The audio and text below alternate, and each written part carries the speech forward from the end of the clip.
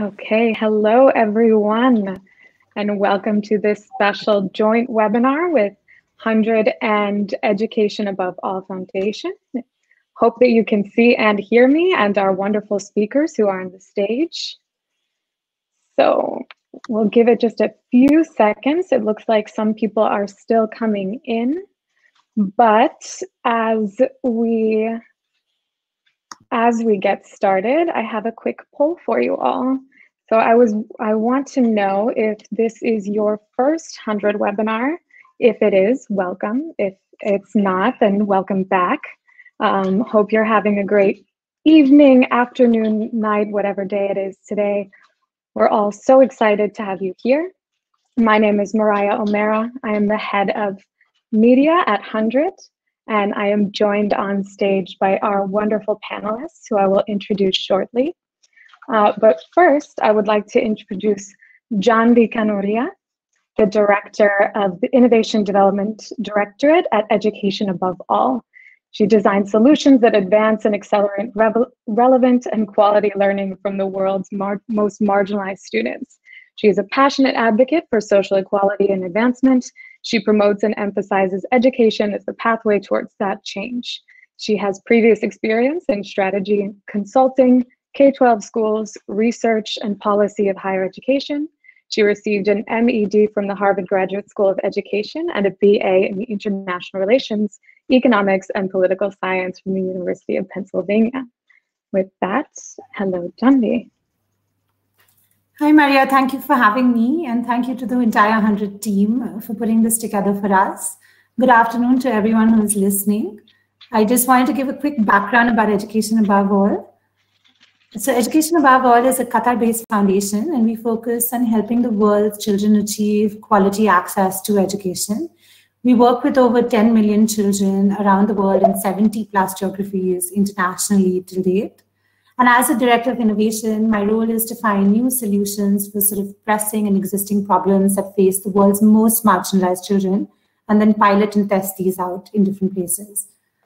So for this COVID context, we wanted to think about how to create really deep and meaningful learning for those who are the most left out of this entire process. So essentially for those who had no internet, minimal resources at home, and also limited parental support.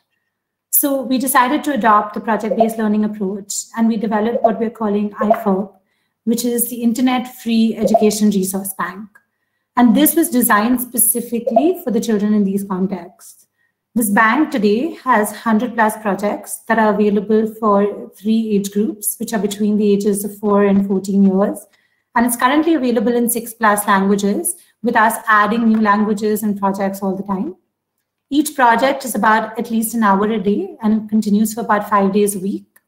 And as the activities incrementally build on each other through the course of the week, we hope the children get real conceptual understanding of what they're learning about. The projects are also interdisciplinary, so we have a really fun learning environment where students are able to mash and get a real-world experience of what they're doing.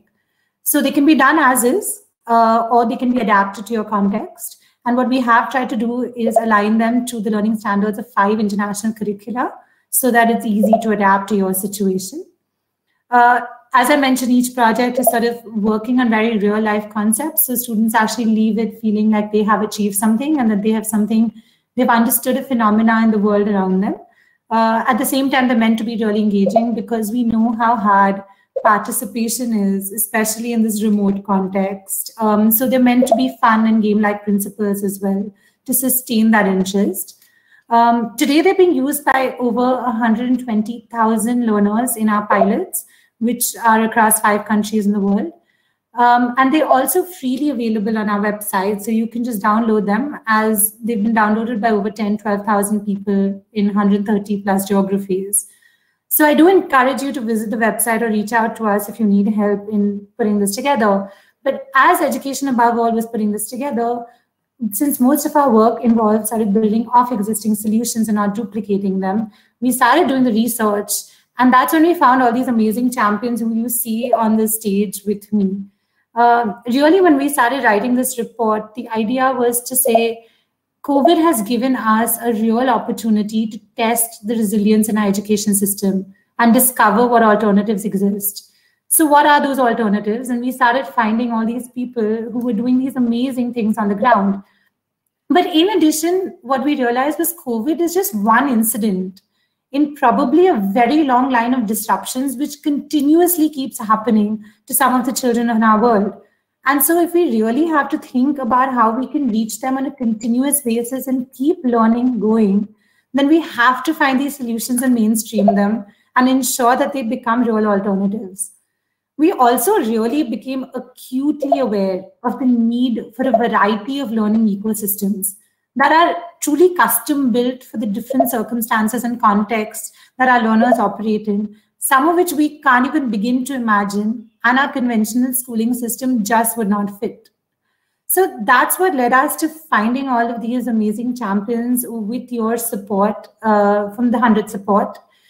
And when putting together this report, we identified a few really interesting things and threads that ran across almost all these champions.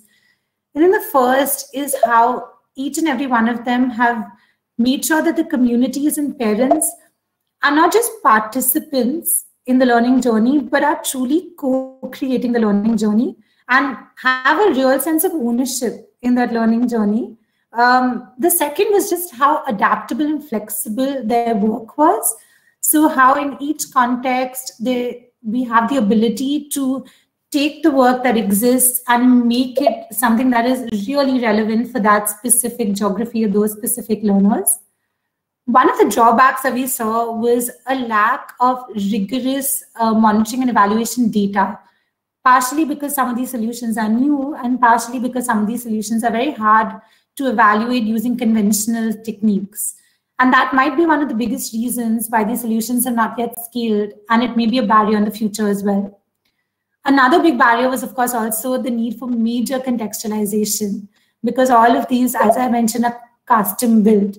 So whilst two of the panelists with me have done a lot of contextualization and scaled across many geographies, it would be interesting to probe how easy or difficult that was to do. So what we decided to do is, because we often struggle with adopting these models in other places, and we often talk about our areas of need, we decided to build a categorization model, which was intended to guide the reader on the program that is most applicable in their context. So the categorization model includes the spectrums of digital infrastructure, the parental and teacher readiness, the stages of learning, the content availability, as well as the costs. So what we hope is that through this report, any reader can sort of almost say, this is where I fall on all these spectrums, and therefore these are solutions that might work for me. Very often we refer to this as the manual of hope, because what my hope is that every person who reads this leaves feeling a sense of possibility, that there is something that we can do, and there's no learner who we really need to leave behind, because one of these solutions in some manner or form is going to work for them. So we encourage you all to read the report and find the champion that inspires you or meets your context the most, and then reach out to them and try and have them work with you in your different geographies. Thank you so much, Janvi. And for everybody listening, I have dropped the link to the report in the chat. It looks like a lot of people still have not read the report. I will also send a follow-up email so you can access it.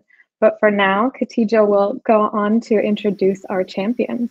Perfect. Thank you, Mariah. I am so excited to introduce the 4 following innovators that are doing such great and amazing work. We have a few other inspiring people who have been featured in the report in the call. So if you have any questions for them, we will get you to ask them in the community box, and we will ask them near the end of the call. So firstly, we will start with Mia Eskelund, co-founder and co-executive director of Amala. So I'll let you take it from here, Mia. Excellent. Thank you so much. And I think Maria's going to share a couple of slides for the introduction.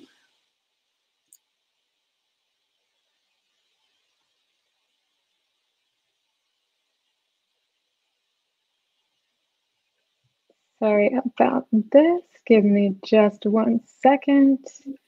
And I will share my screen.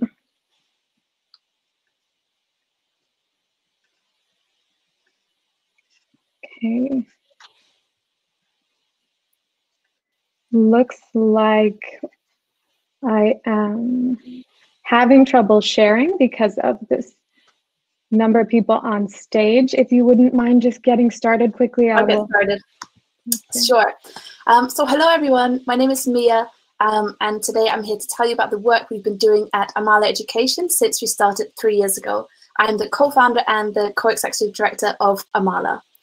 My short presentation today is going to focus on 3 things. 1, the problem we're trying to solve. 2, an overview of the work we do to try and solve that problem. And 3, the key features of our programs that we believe maximize our impact. So firstly, I'll tell you a bit about the problem we're trying to solve. Today, there are nearly 80 million people around the world who are displaced.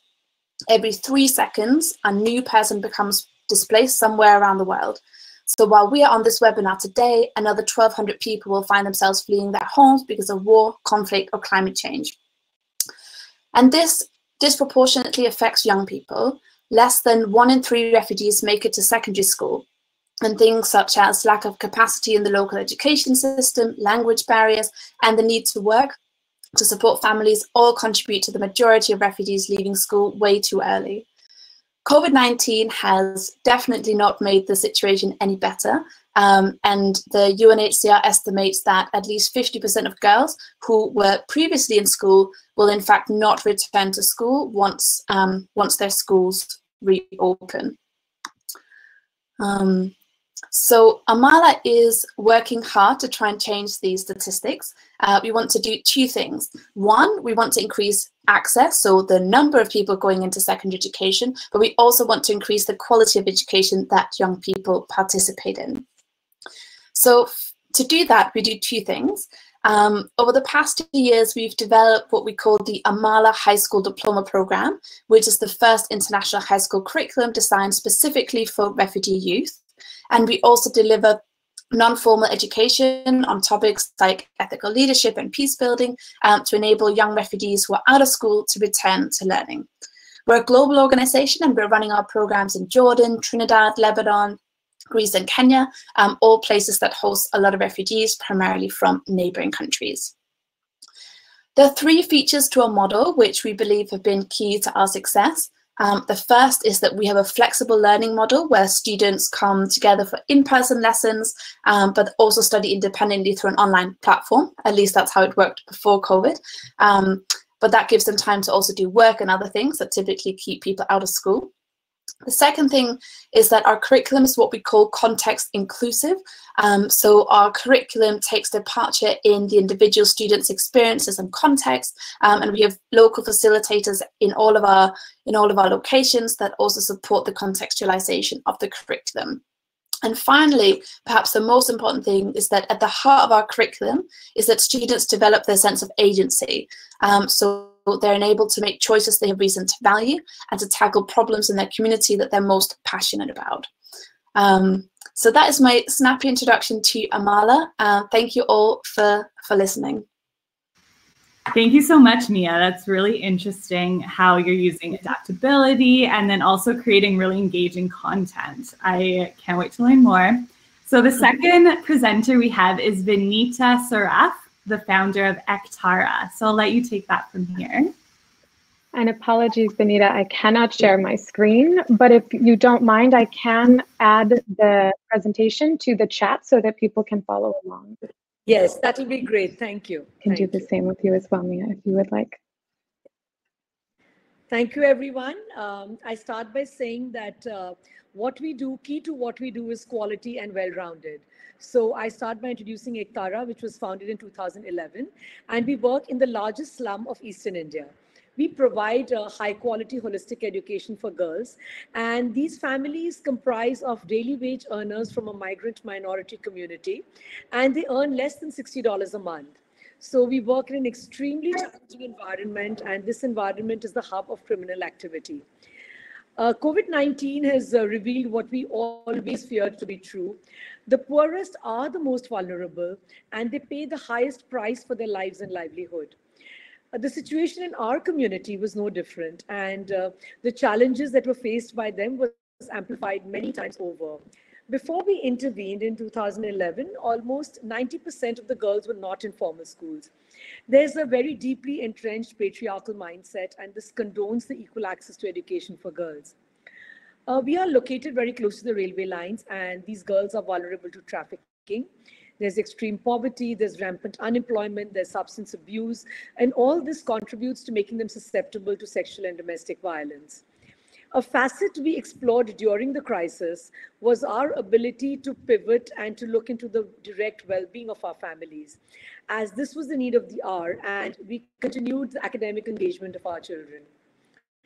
All our programs since our inception have been geared to creating a generation of thought leaders from first-generation learners who will transform the mindsets of their own community. We aim to create an experiential environment which aids the well-rounded development of the children by engaging their mind, body, and spirit. And we also strive to finding the identity and the uniqueness of each child, not just through academics, but also by engagement with the environment and the connections to the community that she lives in. The ethos we have at Ektara is to educate the whole child. And for this, we add music, sports, art and craft, hygiene, digital literacy, and we teach them much more than academics. We go into persistence, problem solving, communication, and collaboration. The family and the other members need to be partners in this process of education. In the light of the pandemic, we saw the need to upgrade the trainings and skills among the women, as most of them had no active earning member in the household.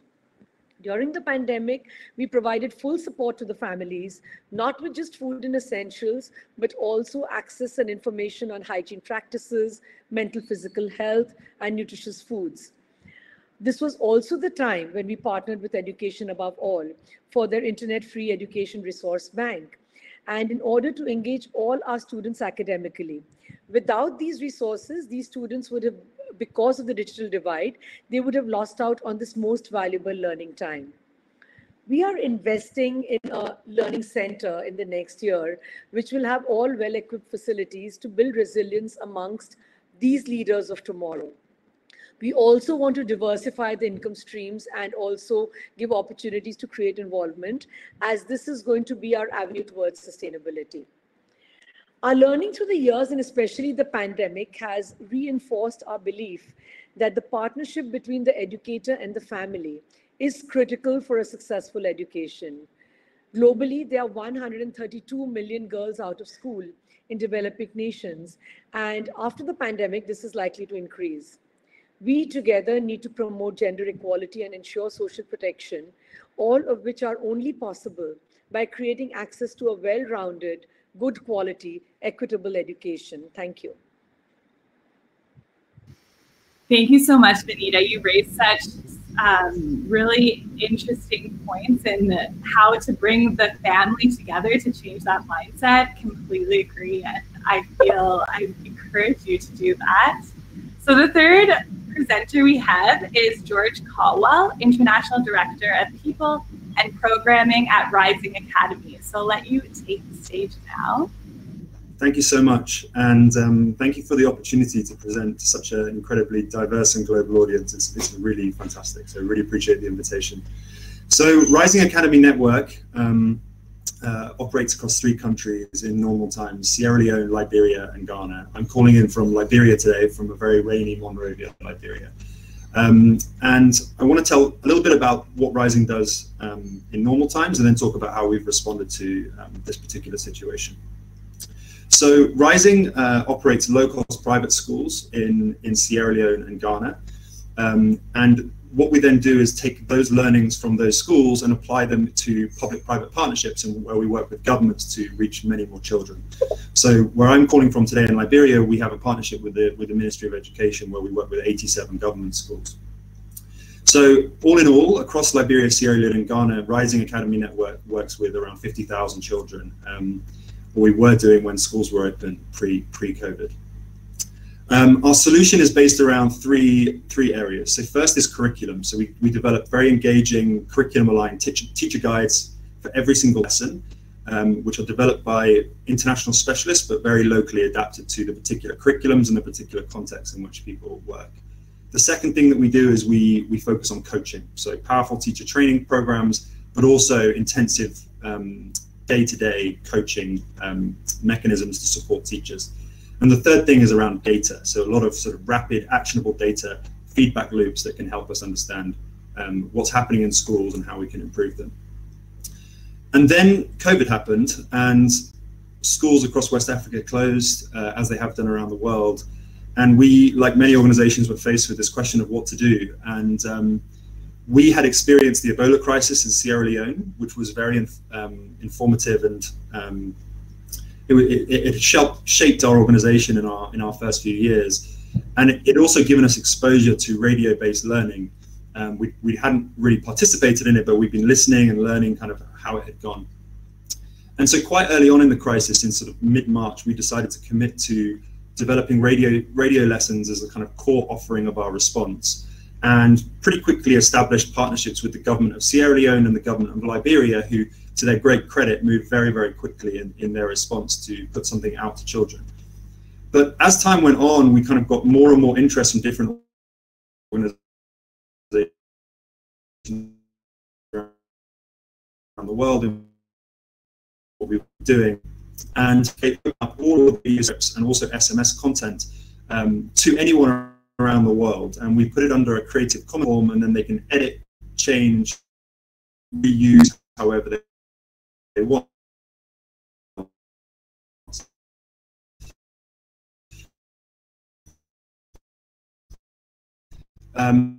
So we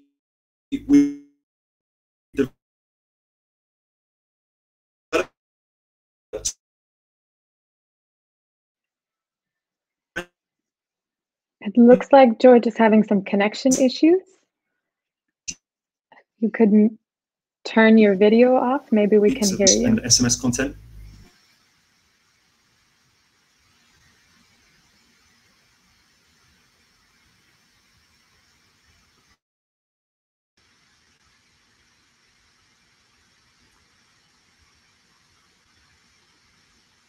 Maybe we'll see if he can get back connected later. But Khadija, would you like to introduce the next speaker? Yes, that would be great. So we have Hamid Alam, the principal of Asalam School, who will be presenting. Oh, there we go. So Hamid, yes, please go ahead. Thank you very much for the invite, and thank you for giving us the opportunity to explain the type of work that we're involved with at First Asalam School. Firstly, just a quick note about what we do here. First Asalam School is actually a partnership between EAA, the Ministry of Education, and the Ministry of Endowment and Islamic Affairs to provide free education for students who are otherwise out of school. Most of our students have been out of school for a period of between 1 year and up to 10 years. In fact, we've had some students arriving at school at the age of 14 and 13 who haven't had any education at all and are beginning to pick up a pencil and pick up a book for the first time. So that's the type of school we are. We try and plug that education gap. And we also have an issue that the majority of our parents are not functionally literate, so therefore they're not in a connected world as you and I might be, and they also do not have access to smartphones, which may come as a bit of a surprise to most of you, but they just don't have access to it. Just to reiterate a little bit what was said by my previous two colleagues, and that is that the disadvantages are definitely disproportionate for underprivileged learners and learners who are otherwise marginalized because of their circumstance or context. And there was a recent UNESCO study, I think going back about 2 months, this is post-COVID, and they mentioned that for those students who have fewer opportunities and fewer outcomes at the end of school life, those are the students most affected by disadvantages. So for example, dropout rates increase, and we've already seen that happening within the school here. Exposure to violence, exposure to exploitation, we've had social isolation issues. So all of these become paramount issues when there's a pause in education or there's a disruption in education. So we're beginning to face all of these issues currently. Our focus, just to kind of bring it back onto topic, is to try and engage parents when we're educating our students. And we've learned to be flexible, malleable, I think is the right word if you're a metal worker, bendable, pragmatic, because there isn't a one glove fits all solution for our students. It just doesn't happen in that way. So when the COVID-19 lockdown began back in March in Doha, and I think it was more or less the same in most parts of the developed world, our immediate problem was, how do we get across to the students the curriculum material? How do we get access to how well they do? How do we measure progress? How do we measure AFL? How do we assess for learning as we go along? And to do it in a context where the parents or the familial home does not have access to the internet. We did a couple of surveys, which is where we started. So our first question was in a survey, how many parents are connected to the internet or have the use of a computer somewhere where they can connect to the internet, either via email or something. And we had about 80% plus who did not have access to the internet. And at the same time, we had about 20% who did have a smartphone.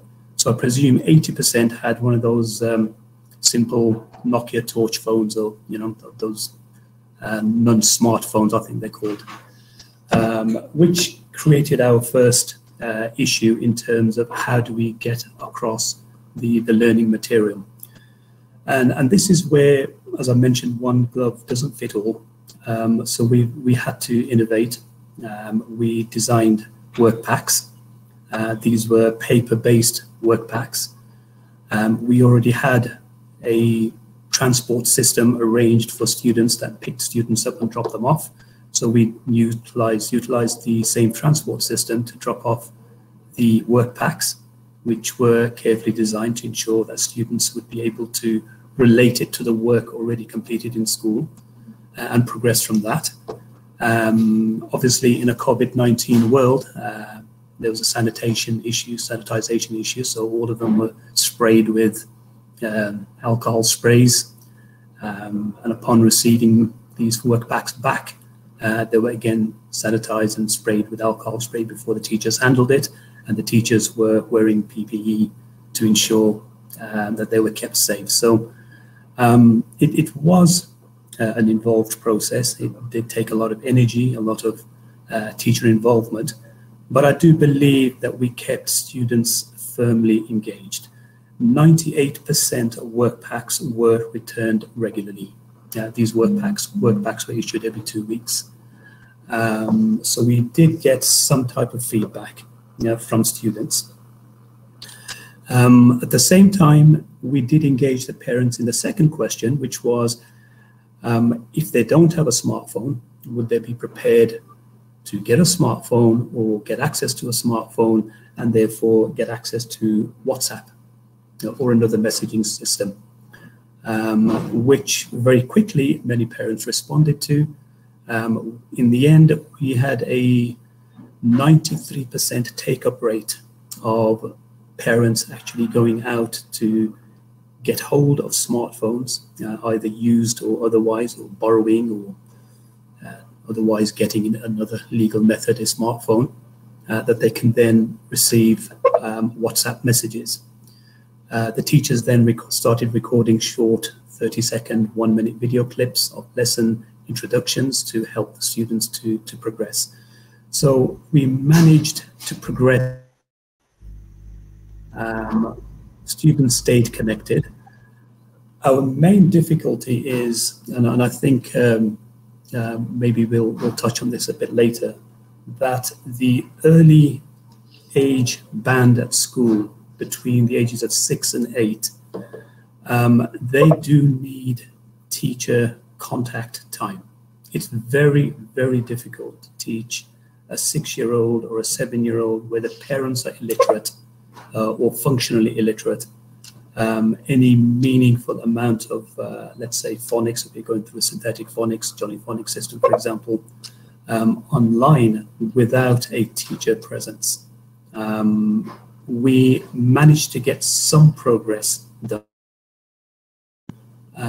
There is a stark difference between in-class teacher presence training, or teaching rather, and teaching online at that particular age band, where they need that kind of physical human contact in order to progress.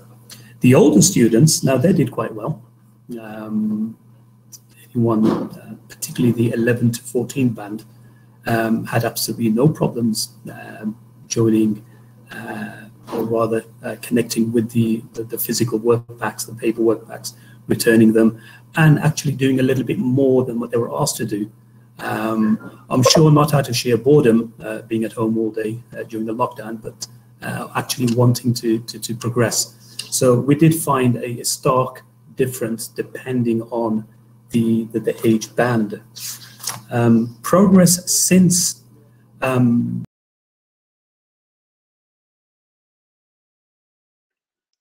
Oh dear, it looks like we have lost him, but hopefully he can jump back on and join us. But I would like to give this opportunity now to George to come back and finish sharing what he was presenting, because we really lost you at the end there. So if you could just unmute yourself and please. Thank you. Fingers crossed that the internet holds up. I'm not going to take up too much time other than just to say that Rising on Air has made the radio scripts and SMS content available to anyone that wants to use it for free. If you go to the website Rising on Air, risingacademies.com/Rising on Air, you will be able to access all of that content. And right now our community is reaching over 25 countries. We have over 30 providers, 5 governments, and the content has been retranslated into 12 different languages, including Arabic, French, and a range of local languages across the world. And this community is extending, so we are building and growing the reach of the materials. Currently, we believe that the materials are reaching around 12 million children, but we are hoping to reach 100 million children over the coming months. So I look forward to sharing more about that, and I'll share a link in the chat so people can kind of have a closer look. Wonderful, thank you so much. And I think this webinar has showed that internet connectivity is still very much an issue, and it was so interesting hearing about all of the disruptions that are not just COVID related. But we will open it up for some community questions, so I do encourage everyone to drop their questions in the question box. But for now, I would like to open it up to the panel, and I would like to ask, what are your thoughts on the conventional education system? If anybody wants to take the question, otherwise I can start calling names. George, you're still not on mute, so while you still have internet, please. Yeah, sure. I'm happy to take that one on. I mean, I think this is a crisis within a crisis in many ways. I mean, I'm in Liberia, and our work is in across West Africa, and we're working in very remote rural regions in the majority of cases. And we know in those situations that very little learning is taking place in schools. Typically, corporal punishment and abuse in schools is extremely high, and that access to school is low and dropout rates are much higher than they should be. So that's like normal times, and that's what we've been working with. As some of the panelists have already said, like this has the potential to just exacerbate all of those issues. And I think one thing that I think has been quite a big influence on like how we approach the speed at which we approach it. So we were very much about getting content out extremely quickly when the crisis hit, because if you are in those circumstances, losing your connection to school is very damaging. And yes, we want to create, we've worked incredibly hard and invested a lot of money in creating materials which we think are very high quality and rigorous, and we're building assessment tools which we hope are going to really kind of help us understand learning trajectories and all those things. But fundamentally, you've also got to maintain the connection to school for a child as well, and you've got to show that connection is not going to break, because if it does, you significantly reduce the chance of bringing children back to school when this crisis is over. So that was very important for us, and connecting to children in a strong way during this crisis is really important. I think what we are also starting to realize is that the investments we've made through this crisis period are going to have enduring impacts in what comes next. So for example, when we created the radio content, it was very much as a kind of crisis response, but we're finding more and more ways now to think about the ways in which that can be integrated into our normal schooling, whether it's take-home MP3 players, whether it's radio shows at weekends, various other things. Building SMS systems for parents has now created a new channel for us that we didn't have before. The innovations by the partners we're working with around the world is giving us new ideas around how we might be able to use WhatsApp and various other things. So undoubtedly, the investment and time we've put into this crisis is going to make our core offering to our schools stronger. And that is being echoed by pretty much all the partners we're working with. They're finding new ways to repurpose their work and strengthen it. So I'm an optimist, even though the situation is incredibly difficult for young people at the moment. Thank you so much for that answer, George. It looks like we've lost Hamid again. He does have some questions in the chat, but maybe Mia, if I could ask you, how would you design an alternative system that is ideal for your beneficiaries?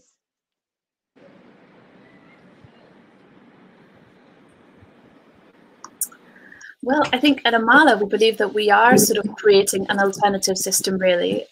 We have designed our curriculum with the needs and experiences of our beneficiaries really at the heart of it.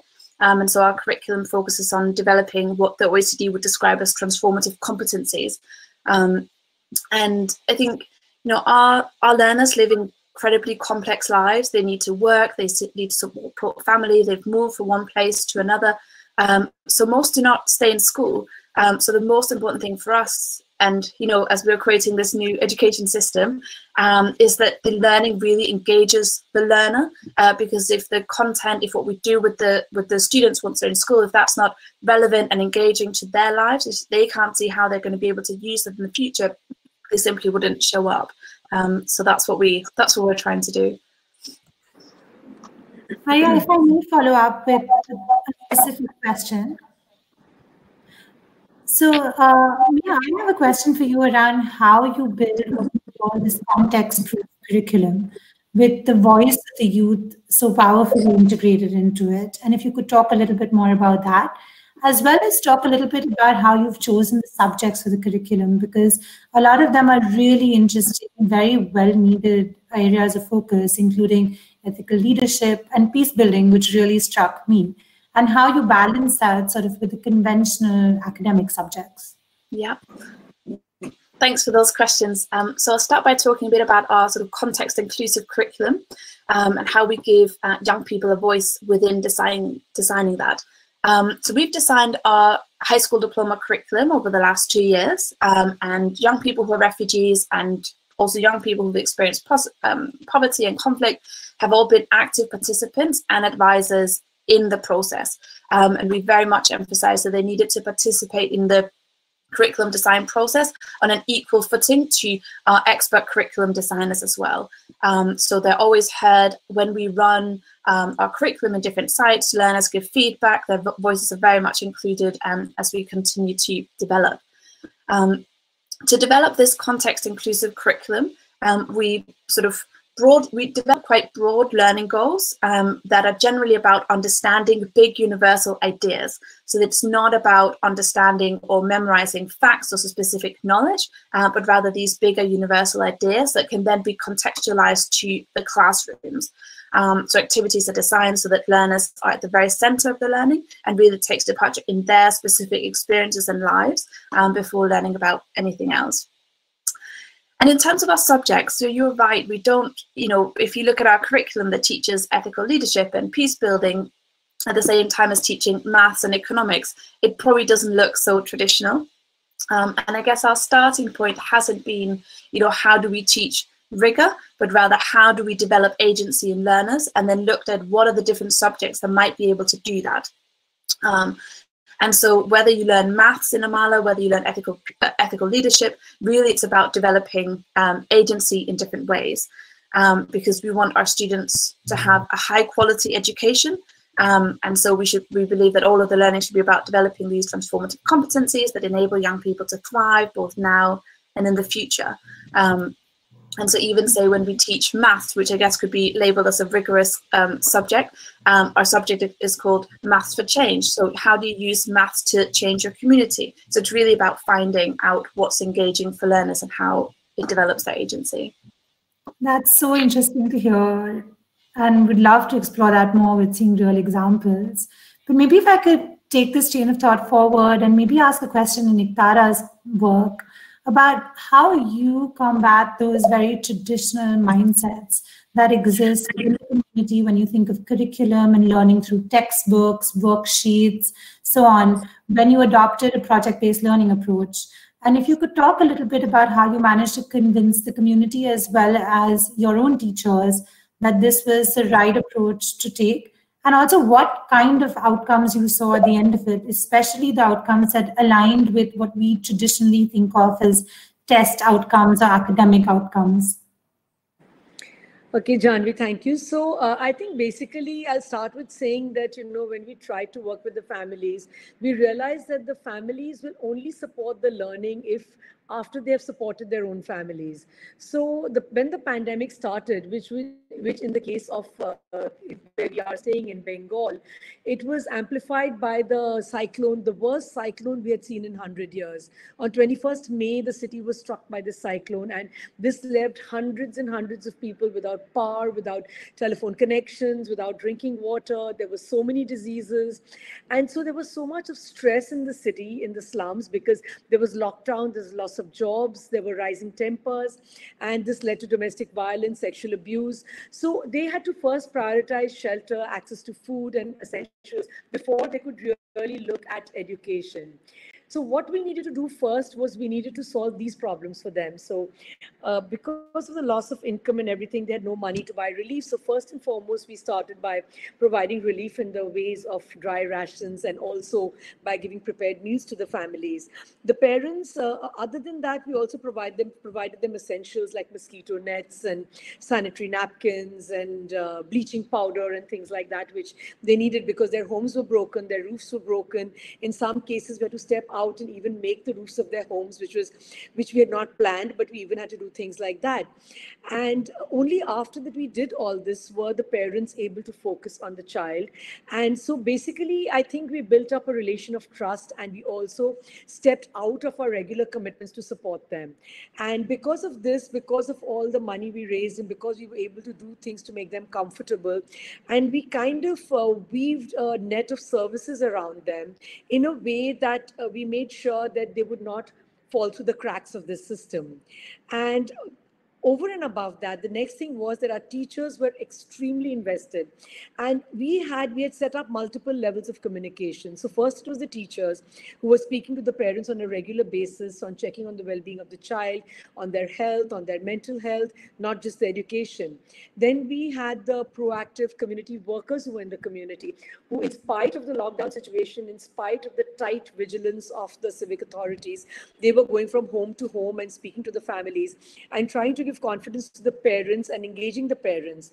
So because of this multiple levels of communication between Ektara and the families, they kind of built up their confidence. The next thing is that when we tried to implement the academic the project-based learnings, the teacher would explain the outcomes to the family. So they never imagined that, there anything outside worksheets or outside the conventional system of learning.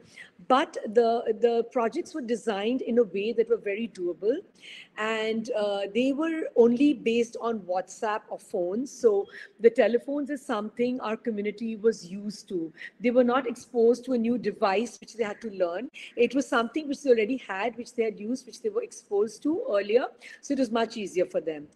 Also, the timings of the teleclasses was a big problem because, the parents, the fathers would not want to give their phones to the children. So the teachers were extremely accommodative, and they would speak to the parents on their convenience, and based on the convenience of the parents, they would adjust the timings of the teleclasses.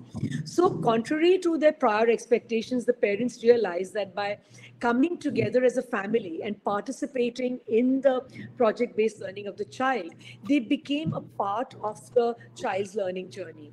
Now, I'll give you an example of how that happened. For example, they were working on a project which is a family tree. So in that, there were the grandparents, the parents, the siblings, and they were talking about important events in the past, which was like historic for the family. They were talking about years and ages and calculating, which became maths for the children. Then they had to find ways of, creatively demonstrating the family tree. So there they were using their creativity. Another thing which they used for another example is the less is more, for example. That was a module which they had to do their household budgeting. So the children were doing this budgeting. That was amazing because they not only had to take the budget from their mothers, but they also had to find ways of curtailing costs and accommodating other costs. So they worked as a family to see what is important at the time of COVID, when our incomes have been compromised so much, when the future looks so bleak. What is it that we should spend on and what is it we should not spend on? There were grandparents whose needs had to be taken into consideration. There were medicines, there was food. So there were so many things that the child had to understand when they put this up. So it was not just maths, it was also things like looking at hygiene, looking at nutritious foods. So everything was put together, developing their social skills as well. So all these things kind of taught the parents, that we are all together working on this, and together we can have the outcomes, the positive outcomes as it desired from an education. So every project was adapted to the needs of the children. For example, there were some children who are much weaker, and they did not suffer because of this, as they may have suffered in a classroom. So the parents recognized the credibility in the system because even their weak child was following the same work that the other children were doing. That's amazing. Yeah, so something, which really seemed impossible to us at the beginning of the lockdown, it really did become reality, and honestly, we tried to equip our children not with tests and everything, but we wanted them to have skills, which was teamwork and problem solving. We wanted them to have characteristics like determination, resourcefulness, to find out how to deal with the situation. Yeah, and we wanted to instill into them capabilities, like how to persevere through difficulties, how to become resilient, how to set their own goals and see what they want out of life. So these things really helped. And I think the parents were really enthused to take this education ahead with the children.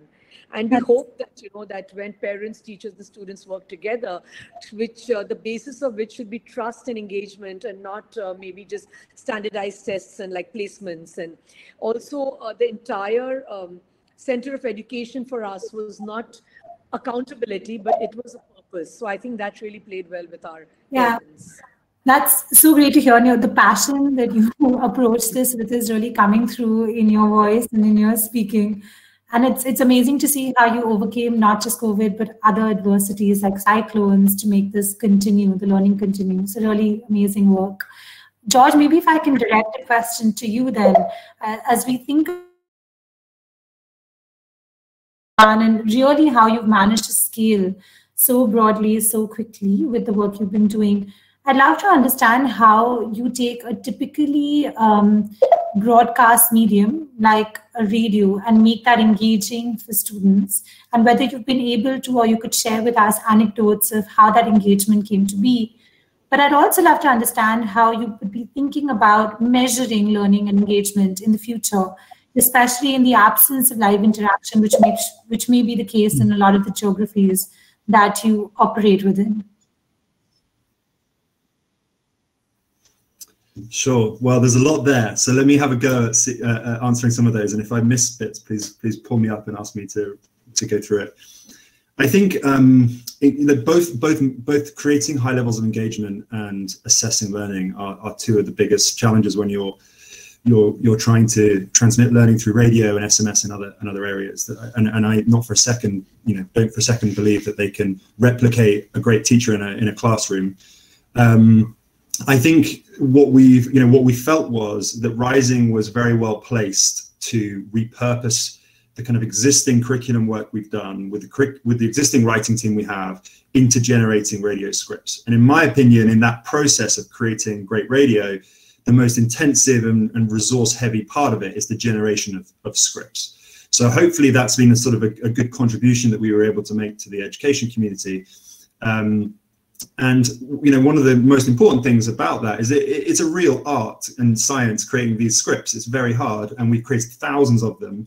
But the key is to pore over every single line and to think about, is that the best way you can say this? Is that the best way you can do this? What's the right activity?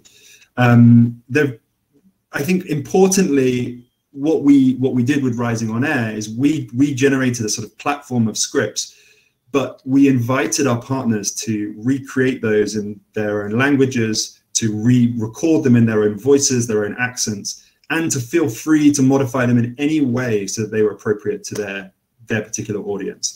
So the first thing is we've encouraged that. And one of the reasons why we've been able to scale to be now kind of essentially reaching 12 million children through this program is because we've kind of said, look, this is what we can do, and now it's over to you. If you want to take what we've done and use it in Pakistan or India or the Philippines or Ghana or East Africa, it's up to you, it's fine. But you have total freedom in how you do that.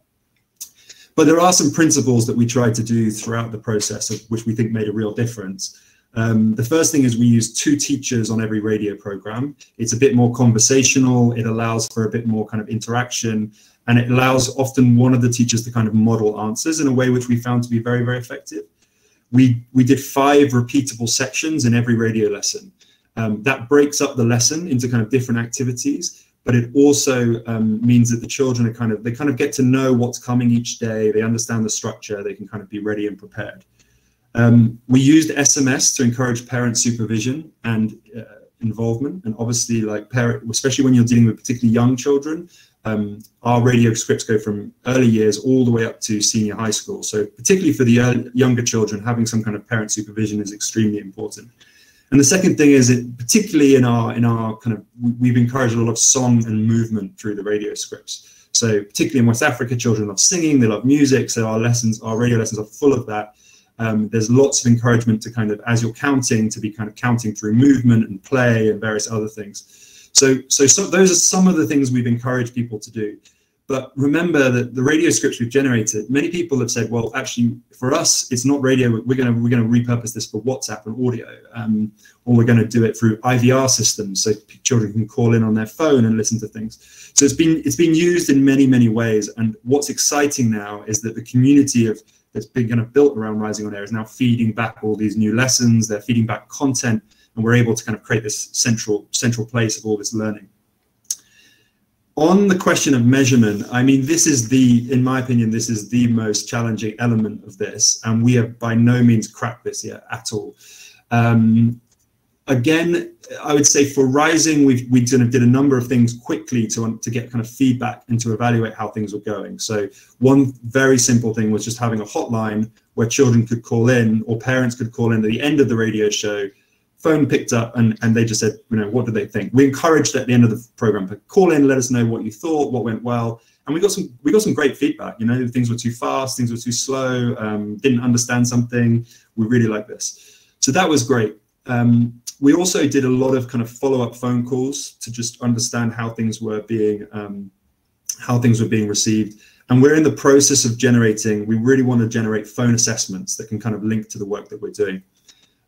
In Sierra Leone, we've also started doing a random control trial with the Center for Global Development to try and learn more about the actual impacts of evaluation. And we feel that's really important, and it's something we're trying to encourage our partner organizations to try and do as well. But then within the network of people using the materials, I know that, for example, IEI Pakistan, who've translated our work into Urdu, have generated a specific assessment for their radio work that they've developed through this. So kind of in our wider community, there's a whole range of other things happening in terms of measurement as well. I'll stop there. I don't know how I did on your questions. No, it was fantastic to hear about how you're building engagement into a radio format, because that's been really innovative and interesting to hear. But it's also really rewarding to hear about how you're truly putting together public common good by opening it up and ensuring people can take it forward, translate it, add to it. And it'd be very exciting to see how the measurement takes place and how over time that helps us build a true case to integrate, as you were mentioning earlier, new ways of teaching and learning into our systems. Mm-hmm. Maria, maybe over to you in case you want to take some audience questions.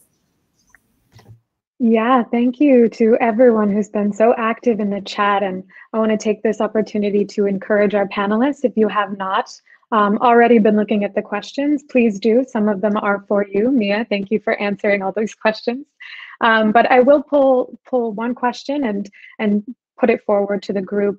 Joseph Maridoku has asked, COVID-19 has caused a gap in the educational milestones across the world.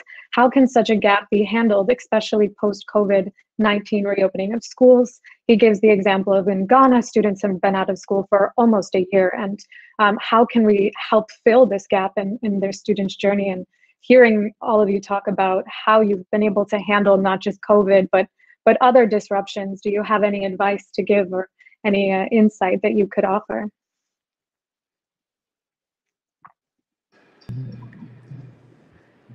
Can I start? Yes, please.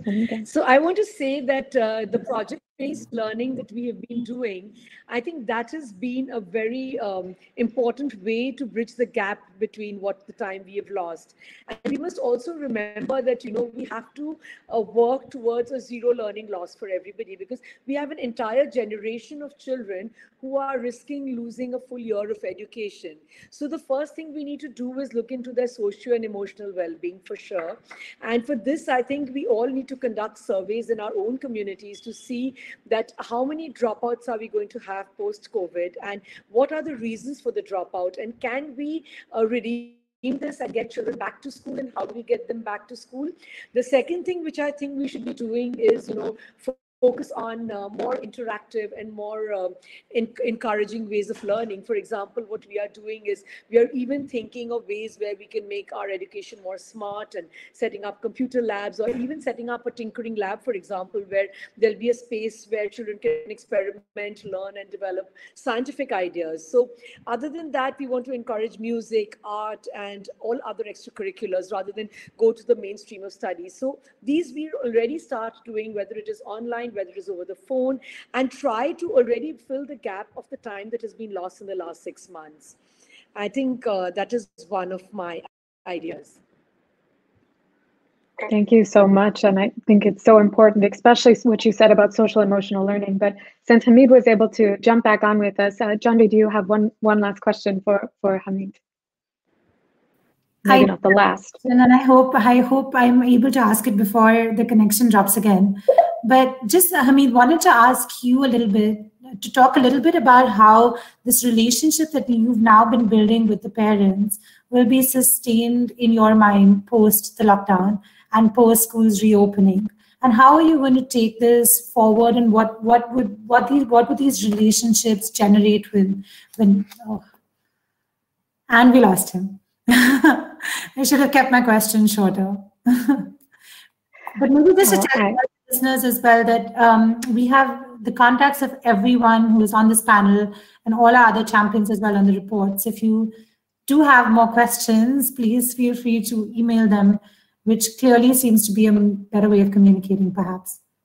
Yes, thank you so much. And hopefully Hamid can come back and join us. Thank you, Pukraj. She has just shared a frame that has all of the innovations and all of the champions that are featured in the report. And I think we have many of them with us as well today. So I would love to hear from them as well. Please talk some more in the chat. One more question from the community, and this is something that we hear over and over again working with innovations, and that is the experience of raising funds for the work that you do during lockdown.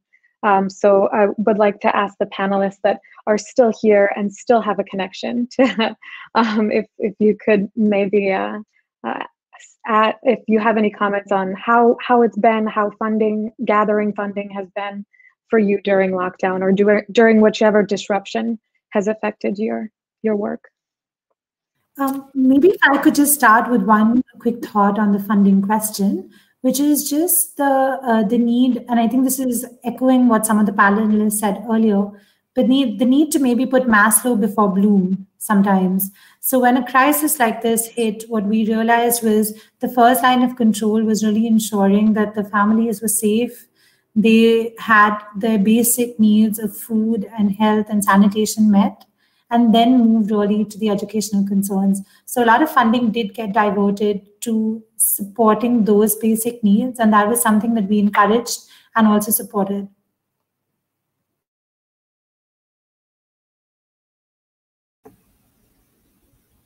Great, maybe George, please. Yeah, and do you mind if I quickly touch on the previous question as well around the gap? I just have a few things I'd like to share. I think one thing that feels really important to me is there's been a huge amount of creativity and innovation that's gone on during this period, which I think I've seen people in the chat referring to. And I think it's been, the education community has worked incredibly hard to try and respond, and that's very exciting. And I think the innovation is going to play a role in what comes next. But I think there has to also be, and it might seem obvious, but like, the first thing is like getting back to basics. And I do think that sometimes it's sort of seductive to be talking about the innovations and this, it's really, all the innovations we've been working on have been incredibly exciting, but fundamentally in Liberia and Ghana and Sierra Leone, the most important thing is, one, to support children to come back to school, two, to make sure teachers are ready to deliver great lessons again, and that, there's attendance is extremely high and retention is extremely high. And so I do think, as educators, we've got to kind of be disciplined about our thinking on that. Like, the basics are going to be what make the most difference. And if you can layer on top of that carefully selected innovations, you hopefully can help that catch up to happen. I think enrolling children is obviously really important, and work with families, and whether it's just kind of really great engagement or whether it's cash transfers to families to help children return to school, there are a variety of different ways, but that feels important. But the other thing that I think we also have got to remember is in West Africa, children were out of school for Ebola 5 years ago. The same kids are back out of, some of the same kids are back out of school again. And we've got to make sure that while we're focused on getting kids back to school, we are also ready for future disruptions. And it's going to be completely unacceptable in 2 years' time or 1 year's time, schools close again in different parts of the world, and people aren't ready for that. So there's this kind of, it's difficult as educators, because it's like dealing with the crisis now, focusing on coming back to school, but also thinking about, well, what would happen if schools are disrupted again? And I think that's really, really, really, really crucial. On funding, I don't know if I have a huge amount to say, to be honest. I mean, I think there are obviously different mechanisms. For us, it's been about trying to show the kind of public good that has come from the Rising on Air project, and then being able to go to funders and say, effectively, this program is costing 5 cents per child that it's supporting. Therefore, we believe it has a public benefit, and therefore we'd like you to support us to keep building and sharing. And that's been an effective funding mechanism for us. And I think, funders are very open to when the providers are basically saying, we're creating things that have a use and are supporting people, and we're prepared to give it away and open it up for free. for that to then grow and develop. So it's an approach that I think others should consider. Thank you for that, George. And it really resonated with me what you said about, this is whole year people have been saying this has been unprecedented, but now it's no longer unprecedented. So to not learn from this experience would be a huge loss. Mia, would you like to respond, if not to the funding question, then maybe about the gap in educational milestones and how we can help fill that or battle that?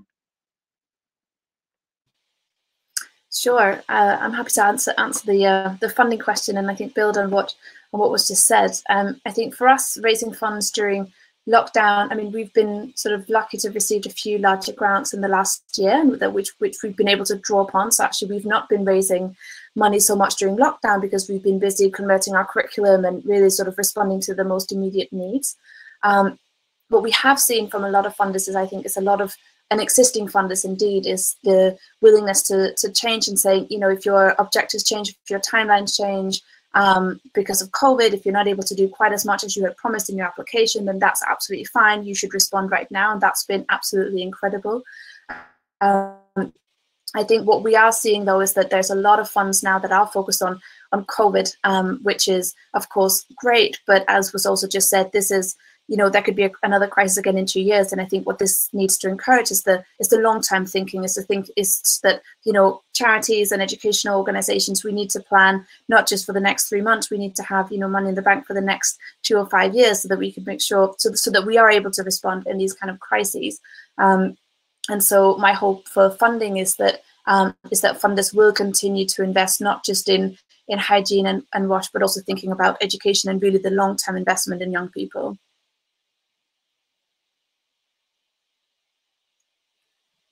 Thank you so much for that answer, and thank you, Karen and Anand, for the funding question. I think it is very much dependent on what your innovation or what the opportunity is, but because it's a long-term investment, we tend not to see it as such a rewarding one, even though it's arguably the most rewarding of them all. Just another, Janvi? I was actually just going to ask the panelists one more question that came up in the chat, which I thought was a really interesting one that I think we've been grappling with a lot, which has to do with the mental health and social well-being of the child and how we are keeping a track of it. And as I think was mentioned during the ICTARA presentation, this has been a huge issue given the rise of domestic violence, given the issues around this frustration of being isolated or locked up at home, also the deepening economic divides. And we can today say that of all the projects that we've developed, there are 100+ of them. Some of the most popular ones have been the social emotional learning projects. So in spite of the usual emphasis we put on academic skills, there's been a huge demand for people asking for projects and also support around those areas of just well-being, confidence, a sense of participation, inclusion, and so on. So I would love to ask everyone here how they have maybe addressed this during this time, and or how have you kept a track of this, and what could you do more in the future?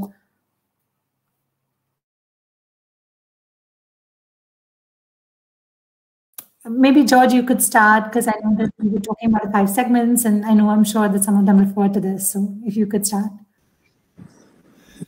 Yes, I mean, this is an unbelievably intimidating challenge of what we face.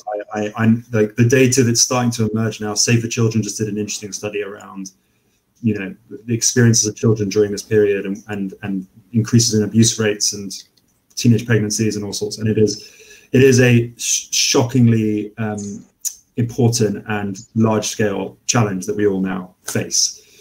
I mean, the contribution we've tried to make through this period is by developing health and safeguarding messages that kind of integrate into all of the content we've created. So in every radio show, there are sort of health and safeguarding messages that kind of are in every lesson, and they kind of evolve as the lessons go on. So, it touches on lots of different issues. It also provides support potentially to parents to give them advice, because it's an incredibly stressful time for parents as well. What are the things you can do as parents to help support behavior of children, and how do you control children without you reverting to corporal punishment and things like that. We've, so integrating those things into all the work we've done, SMS, radio, IVR, etc., has been a big focus for us.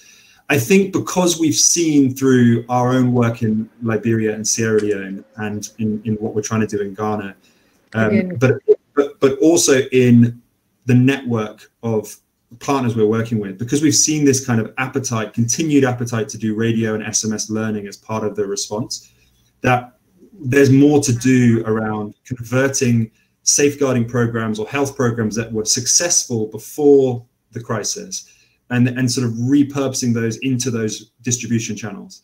So in Liberia, there's a program by a company called Orphan Relief and Rescue that was focused on educating girls in particular about how their bodies should be protected and personal rights and things like that. It was fantastic. And what we've realized is, well, why can't that now be readapted for radio, for SMS, and for WhatsApp, and for IVR, and all those other things, and to be used through the networks that we've generated? So I think the next stage for us is to go back and think, well, what was working before, and how could that be repurposed into these distribution channels that we've been working on over the last 6 months?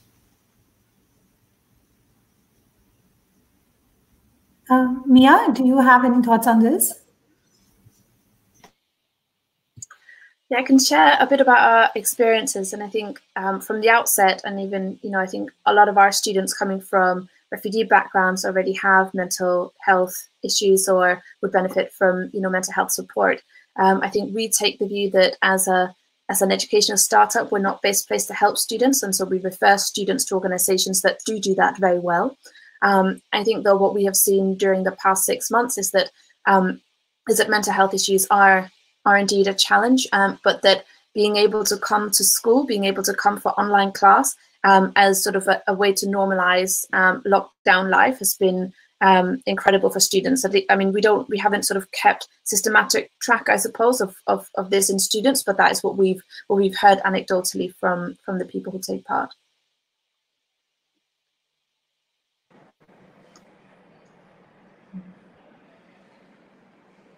Thank you so much for that, Mia. And Benita, would you like to answer the question? I know you dropped out for a little while, but we're talking about the mental well-being, which is something you already touched on. But if you have anything else to comment. So what we were doing basically was that, as I mentioned, that we had multiple levels of communication with the family. So our teachers were calling them up every day, and we had groups of teachers who were looking after groups of children. So when there was anything to be looked into, where there were problems in mental health or physical health, or sometimes even heard that because of the lockdown, because there was no income for the families, they were even putting their children into the begging racket. And we actually found one of our teachers found one of our children at one of the major crossings begging. So she would bring back 50 rupees or 60 rupees a day, which was a lot for the family. So we had to counteract all these problems. And the way we did it was enhancing and this multiple levels of communication. So the community girls used to go house to house within their area to see if anybody had a problem, which was then coming back to us. And we were open right from the month of May. Like our facility was open from the month of May, and the children were free to come as and when they wanted. So the problem is that they live in very small homes, and there are like 6 to 7 to 8 members living in a house. Then there was the perpetrators were mostly the family members themselves. So it was very hard to keep away from them. So sometimes the mothers would just drop them off at our facility in Ektara and, leave them here for a few hours of the day while they did some other jobs and came back so that the girl would be safe. So another thing we did was open up our facility for those children who needed the space to come. One more thing which we found effective was that we created a group of mothers, and which was like a mothers forum. And through some online lessons on civic literacy, we tried to engage them in a process where they would just by method of dialogues with each other, or maybe even sometimes talking to the more influencing members of the community, they would try to solve the issue rather than have a legal recourse to it. So sometimes, the mothers themselves, especially those mothers who were not completely bowed to the patriarchy in the community, they would stand up for themselves and for their children. And this really helped in standing up for other children as well. So this mothers group was also very effective in helping us through this time.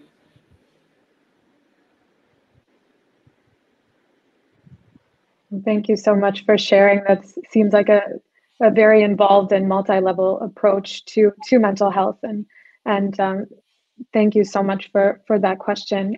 One more from the chat, from Christopher Meninge. What are the systemic obstacles that you have overcome, and what can we do as a collective to better inform policy or increased resourcing? So big question, but Mia, would you like to go first? Sure. Yeah, that is indeed a big question. And I guess a couple of things springs to mind. In terms of the increased resourcing, I think similar to what I was saying before, in terms of the resourcing, it's important to think really long term. And I think what we're seeing in the funding world is that there's a lot of funding for short term pilot projects, for things that are new, for things that for new projects and new places that do new things. But there's perhaps less funding that we have seen for sort of sustained, for sustaining really good work in the long term that, you know, that is just doing good. And so I think that would be my main point, is to really think about that long-term sustaining of good and impactful work, even if it's not necessarily, say, new and sexy. And in terms of overcoming systemic obstacles, as I was saying before, I guess we think that we have sort of invented a bit of a new education system for refugees, and some of the systemic obstacles that we face we haven't entirely overcome, but there's certainly one that's in the area of recognition. And I think from the beginning we knew that we were embarking on we had a really big idea and a big ambition to tackle a really big problem, and there were just going to be things that we couldn't overcome straight away, but we decided to do it anyway because the problem was too important. So I think sometimes it is about taking a leap and just saying, well, if the work is deeply impactful and it does really good things and solving a big problem, well, then a lot of the challenges will be overcome by hard work. So yeah, I think that would be my main advice. Perhaps if I can just build on what Mia was saying. Two of the biggest systemic challenges that we've sort of seen has to do with one, around funding. So very often funding is associated with quick outcomes, and the measures are often things that just don't work in these contexts. There is a reason that these are the hardest to reach children and the most marginalized children. And if it was really easy to measure them on conventional academic progress or attendance to school or cost per child measures, and especially around benchmarking them around existing benchmarks, it's almost impossible. So one of our biggest challenges has just been to ensure that people understand that firstly, there is a longer runway before we can actually see change come out in these communities.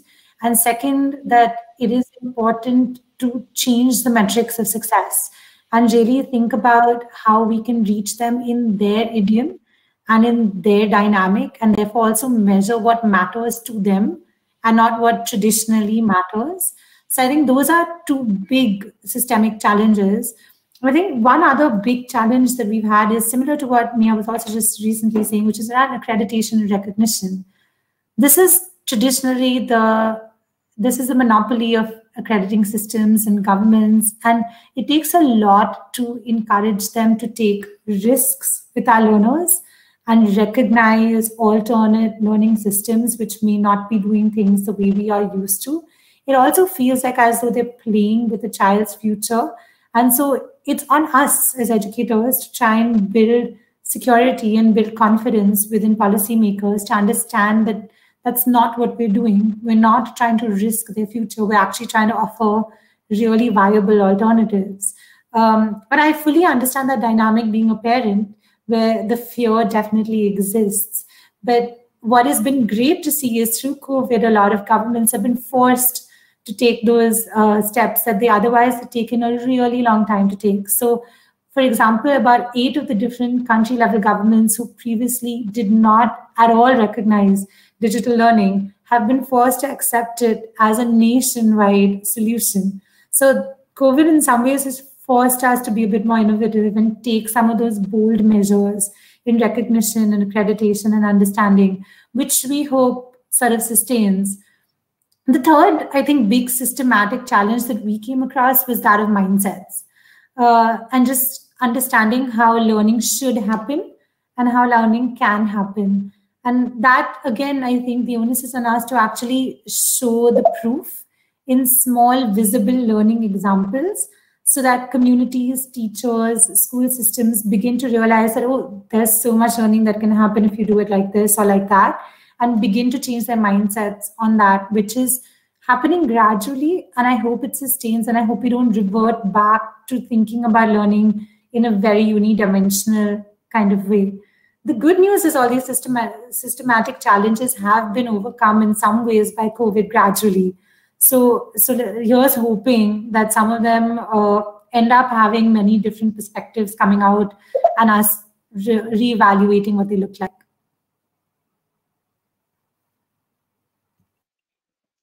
Thank you so much for that very thorough answer, Jenny. And I would also like to open it up to George to answer what are some systemic obstacles that you have overcome and how you feel we as a collective could do better. Yeah, tough question. I'm trying to decide where to start on this. I think a fairly kind of something I can talk to is the fact that before COVID, we work in partnership with the governments in Sierra Leone and Liberia, and in a very kind of official, high-level public-private partnership where it's a multi-year partnership between the two both private and government, and undoubtedly that relationship has benefited the countries as we entered into the coronavirus period, because you had the existing relationships, you had the private providers who've been working in Liberia for now 4 years, who are now deeply understand the context and what works and those things. We're in the room from day one saying these are the things we can contribute, and the government were able to say, great, we'll take that and we'll take this, and then we'll build that into our national response. So I think there's a message there for.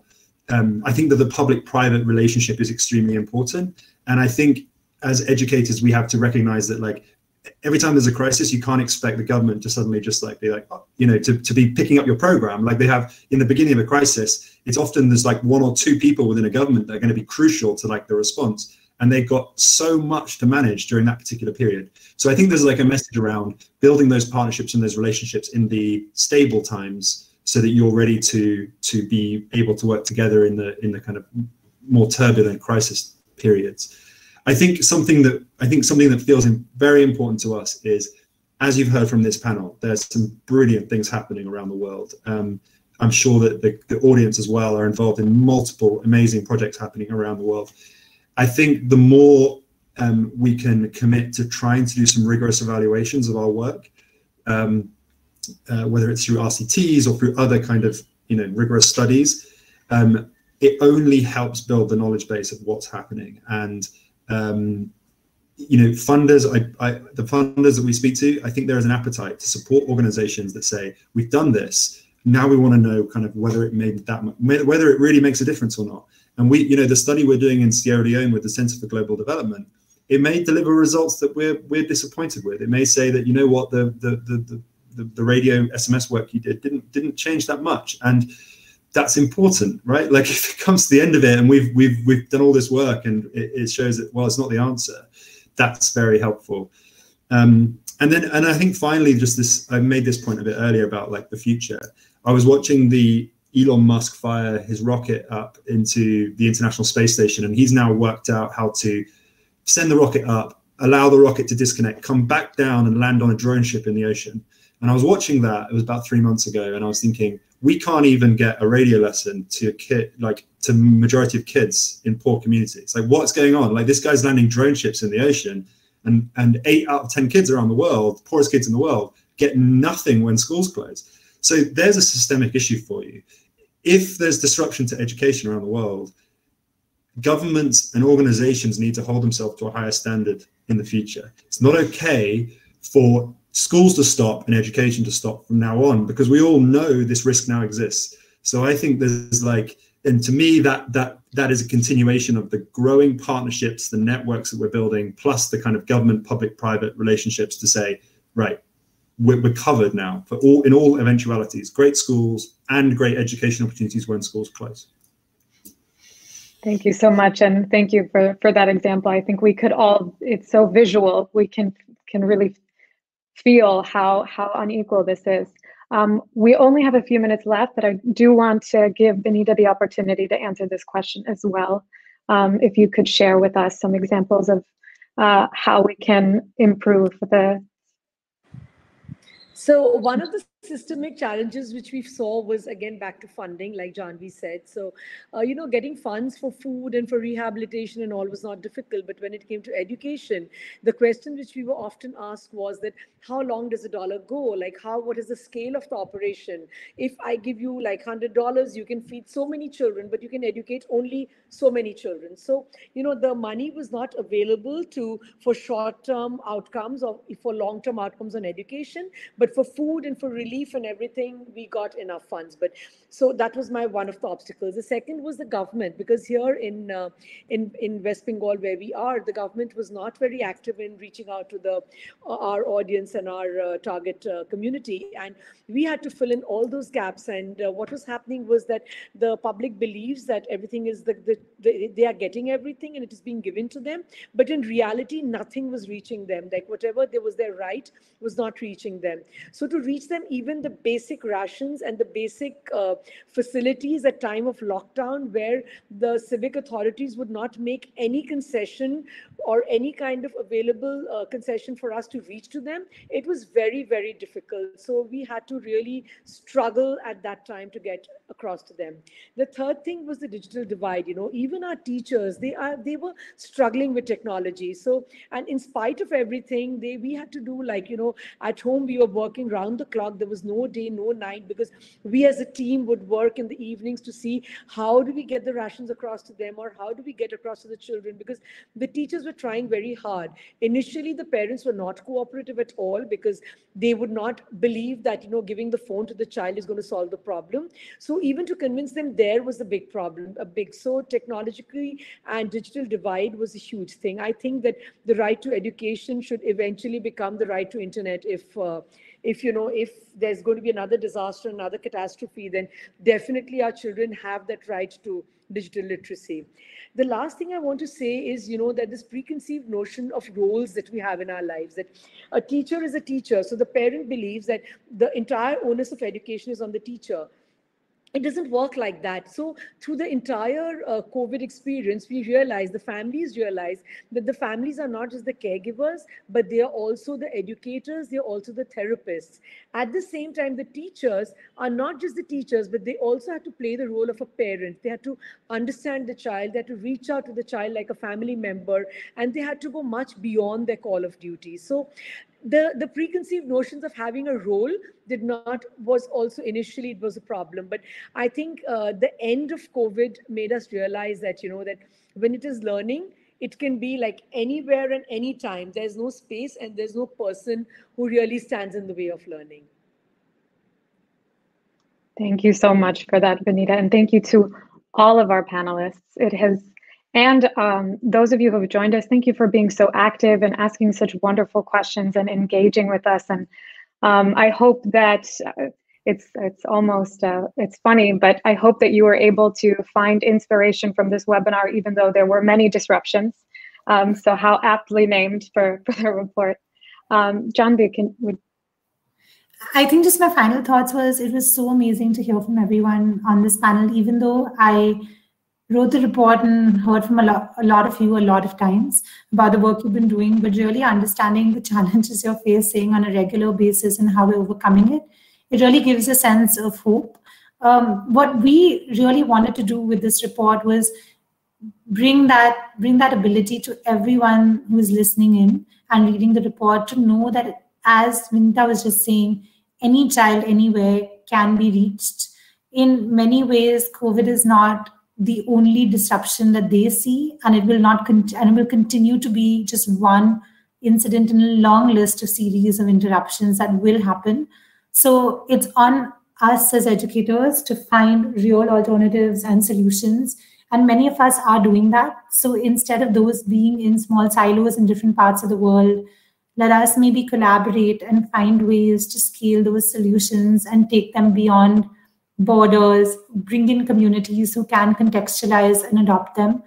But also, as George was saying, think about how we create proof points and speak in languages of the government to ensure adoption, because they will be risk averse, and that's actually part of their role to be. So how do we ensure that we give them enough evidence that they're able to adopt and take these solutions to scale, and help us in also ensuring continued funding to be able to support really the most marginalized across digital divides, across sort of natural disasters, across sort of refugee contexts, and hopefully no other pandemics, but if that happens again. So please do read the report and then reach out to us or any of the innovators who were profiled in the report if you would like to take a solution forward. We're hoping to create more communities of practice around this work. Thank you. Very well said, Janvi. Thank you so much. And please do download the report. It is free. We have sent it in the chat. We will follow up with it in the email afterwards. I would also like to take this opportunity to invite all of you to our 100 Innovation Summit happening in November. It's the first week, November 4th through 6th. Please, panelists, guests, join us. It will be more stimulating conversations around education. And thank you all so much for joining. Take care. With that, thank you. Thank you, Matt. Thank you. Bye. Thank you.